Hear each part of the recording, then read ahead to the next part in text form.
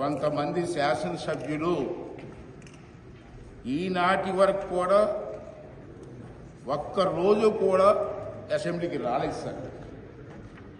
దీన్ని మీరు గమనించవలసిన అవసరం ఉందని చెప్పి మన సందర్భం మనం చేస్తాను.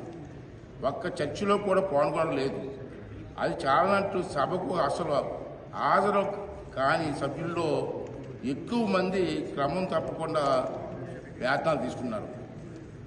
Without doing duty they taking salaries. How it is possible sir? So నేను ఈ విషయంలో మీకు మనసు అందజేసంటే సభకు అసలు హాజరు కాని సభ్యుల్లో ఎక్కువ మంది క్రమం తప్పకుండా వేతనాలు తీసుకుంటున్నారు, బత్యాలు మాత్రం తీసుకుంటున్నారు. ఒక సభాపతిగా నాకు ఎంతో వేదన కలిగిస్తున్న విషయం ఇది. ఇలాంటి నైతిక ప్రవర్తనతో ప్రజల దృష్టిలో సులకన కాకుండా ఎలా ఉండగలుగుతారు? ఈ రకమైన అనైక్యత ప్రవర్తన ఎలా సమర్థించగలుగుతామని చెప్పి ఒకసారి మీ అందరూ కూడా ఆలోచన చేయవలసిన అవసరం ఉంది. మనం చేస్తాను. ఈ రకమైన వ్యవస్థలో శైలిని నిషేధించే నిబంధనలు లేవు కాబట్టి మరొక మార్గం చూపించాలని చెప్పి లోక్సభ స్పీకర్ గారికి ఈ సభాముఖంగా మనం చేసుకుంటున్నాం సార్. ఇది కేవలం ఆంధ్రప్రదేశ్ శాసన వ్యవస్థకు సంబంధించిన సమస్య కాదు. ప్రజలు ఇలాంటి ఉదాహరణ చూపించి ప్రజాప్రతినిధులందరినీ ఒకే ఘాటను కట్టకూడదు. ప్రజల నుండి వచ్చే విమర్శల నుండి ఎవరికీ మినహాయింపు ఉండకూడదని చెప్పి ఈ సందర్భంలో నేను చేస్తున్నాను. ఈ విషయంలో సార్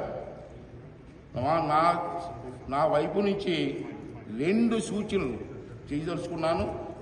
ఒకటి, సభకు హాజరు కానిటువంటి వారిని నో వర్క్ నో పే. ఇది ఒక ఫస్ట్ టైం నేను మన చేసి నమ్మకం సార్. అసెంబ్లీకి రాని వారికి, నో వర్క్ చేయని వారికి పేమెంట్ ఎందుకు ఇవ్వాలి? వై మస్ట్ బి పేమెంట్ అని చెప్పి శాలరీస్ అని చెప్పి నా సూచన సార్. రెండోది ఏంటంటే,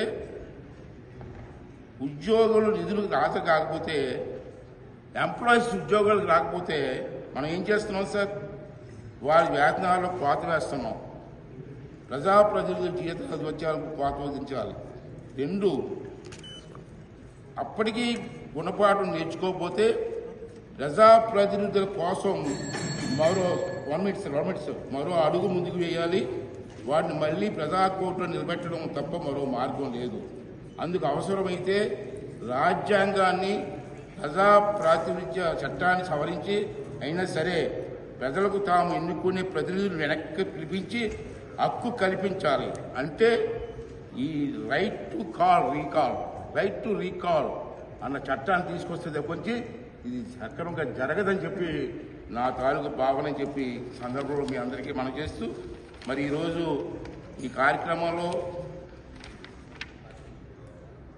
నాకు అవకాశం కల్పించి మీ అందరికీ కూడా ధన్యవాదాలు తెలుపుకునేటువంటి అవకాశం కల్పించినటువంటి పెద్దలందరికీ కూడా మరొకసారి నా ధన్యవాదాలు తెలుపుకుంటూ, సభలో ఉన్నటువంటి పెద్దలందరికీ కూడా నా నమస్కారాలు తెలియజేస్తూ సెలవు తీసుకున్నాను. థ్యాంక్ యూ అండి. Thank you.